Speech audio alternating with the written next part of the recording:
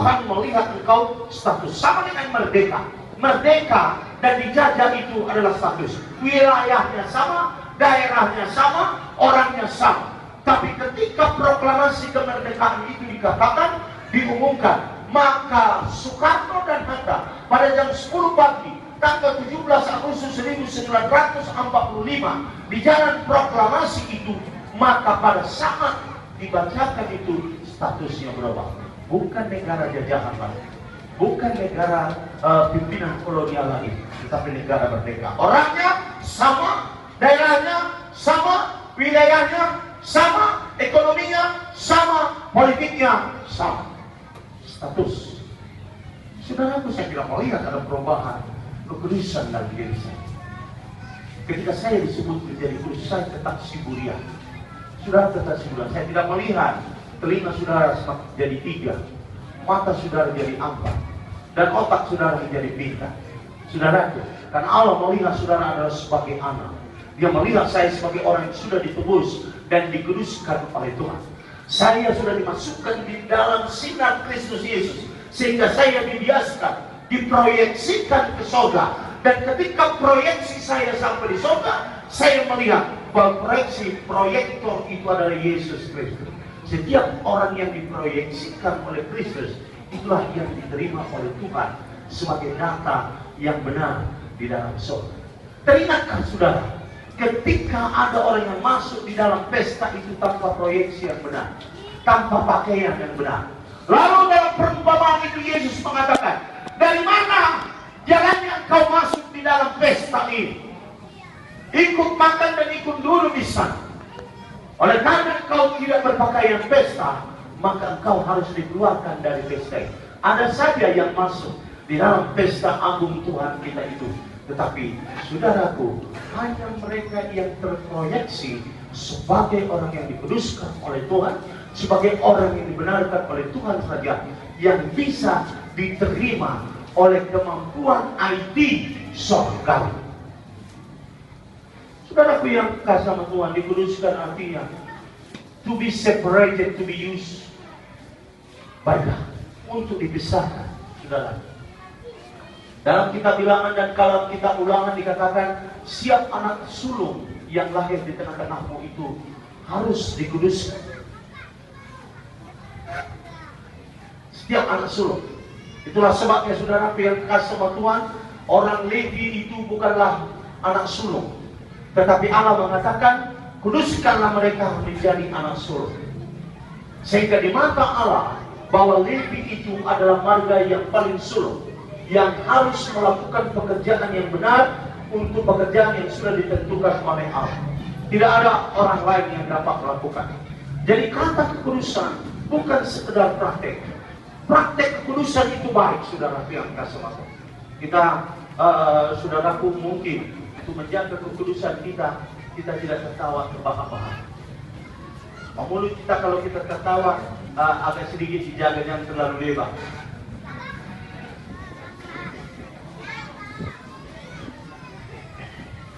Persis tong kuda. Nah, saudara yang kasih sama Tuhan, apakah Tuhan yang memperduli dengan itu? Tuhan hanya memperdulikan itu karena itu menyangkut hubungan saya dengan manusia. Kekudusan yang saya jaga untuk hubungan saya dengan manusia, dengan alam, adalah kekudusan yang namanya kekudusan praktikal. Nak kalau cuma nolok kalak po, kalau semangat kupe untuk halak, ngapoi ini, masih ada kredit ini.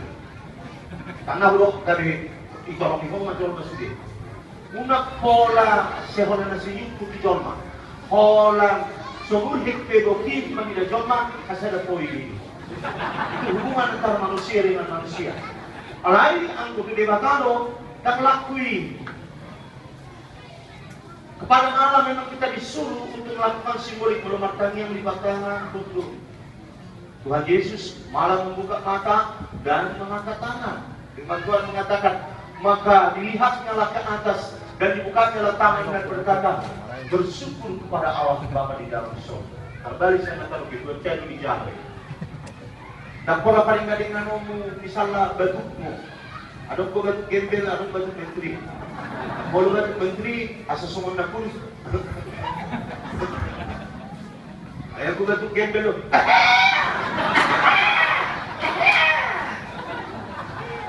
Ayo bang sama kasih yang gue. Paru-paru negeri. Kalau kaya si semua nak berbusuk di mana? Semua nak suruh belia di mana? Belum harus Magdalena itu bagus deh. Molo Magdalena di mana rupanya? Malah mulai suku kala saya dia Muhammad asal bergabus dia tahu tuh apa dia fasa ini sini nasihat kulit dalam dulu dari mana salah Tuhan kau berbeda saudara yang kasih sama Tuhan wanita peduli sudah menjaga agar dia yang bersifat lokal mulu mertabiat di topi di sungai manang di sumur manang dibuat di kumbar basahan itu sudah marbasahan ini marbasahan apa marbasahan menjaga agar dia sehorot itu daksuman sudah buka di sini itu adalah kebawah bawah di marbasahan ada yang tidak ada menjaga agar dia di kamar mandi sendiri bagaimana marbasahan yang aku di mana kamar mandi pakai marbasahan menjaga beliau. Sudah aku yang dekat sama Tuhan apa beliau? Ang namalabay ang namakurani.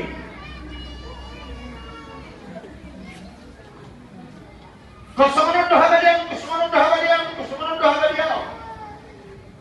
Itu yang praktikal. Beliau praktikal itu sesuai dengan apa yang bisa kau akui untuk kau lakukan menjadi satu kesopanan. Nah, dia melihat Kristen di Tanah Batak bahwa orang yang kudus itu adalah yang berpakaian sopan. Laki-laki berpakaian laki-laki dan perempuan berpakaian perempuan.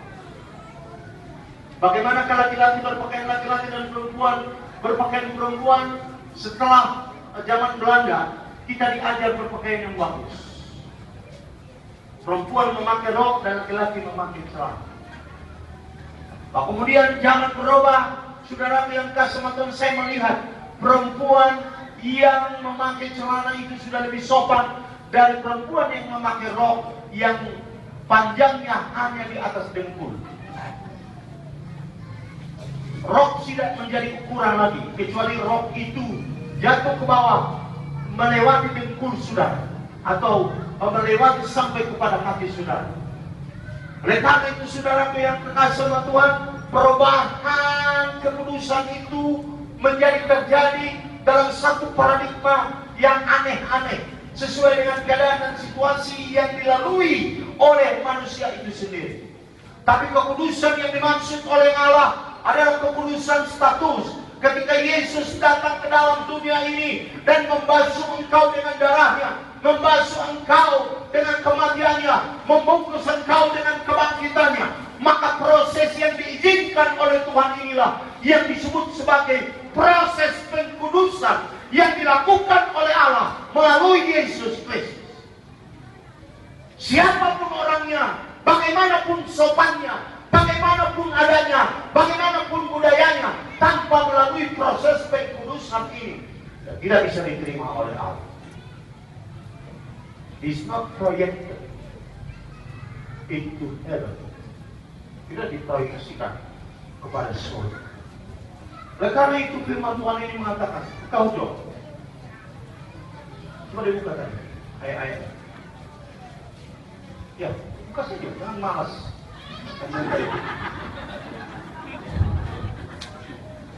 Yang mendapat bagian, saudara itu yang mendapat bagian dalam panggilan surgawi. Panggilan surgawi. Bahwa keselamatan itu didesain di dalam surga. Itu bukan hasil usaha manusia. Bukan kemampuan kita merekayasa selebrasi, merekayasa ibadah, merekayasa bentuk gereja, merekayasa bentuk organisasi, menunjukkan bahwa itulah sebenarnya keselamatan diri. Secanggih agama apapun yang kau miliki dalam hidupmu, itu tidak akan mencari kelayakan di hadapan Allah. Karena firman Tuhan ini mengatakan kepada kita bahwa panggilan surga, keselamatan itu, kekudusan itu pengampunan itu, rehabilitasi itu, perbaikan itu, pemulihan itu didesain di dalam sorga. Gereja hanya channel. Gereja hanyalah agen perubahan, agen keselamatan, agen pengampunan, agen pelimpahan keberkatan. Semua gereja itu adalah agen dari satu panggilan sorga. Kenapa sorga? Karena Allah bermaksud menarik manusia ini ke dalam sorga, kepada sistem sorgawi yang tidak seluruhnya dijelaskan di dalam Alkitab. Tidak seluruhnya, hanya sebagian kecil dari sesuatu yang namanya sorgawi itu dinyatakan di dalam Alkitab. Karena dia tidak bisa diterangkan dengan bahasa manusia. Karena apa? Karena otak manusia hanya bisa menangkap bahasa manusia saja. Ketika otak sorgawi diperkenalkan kepada cara berpikir manusia, maka semuanya saudara buang-buang energi saja. Karena saudara tidak akan pernah sanggup menerima itu. To deserve the mind of God, it's not easy for your own mind. Tidak gampang sekali pikiranmu itu menerima pikiran Allah. Kecuali pikiranmu itu dibuat paralel dengan pikiran manusia, kemampuan intelektual manusia dibuat paralel sehingga kau bisa membandingkannya. Itulah sebabnya seringkali Tuhan memberikan perumpamaan tentang kerajaan surga. Kenapa perumpamaan? Karena dengan analogi inilah kebenaran surgawi dinyatakan di dalam kebenaran natural. Karena kalau Tuhan berbicara tentang kebenaran natural, saudara tahu, karena saudara orang-orang yang natural. Itu sebabnya kadang-kadang Paulus menerima atau mendapatkan kesulitan kepada jemaat ketika dia berkata bahwa hal-hal yang rohani itu tidak dapat diketahui oleh manusia badania.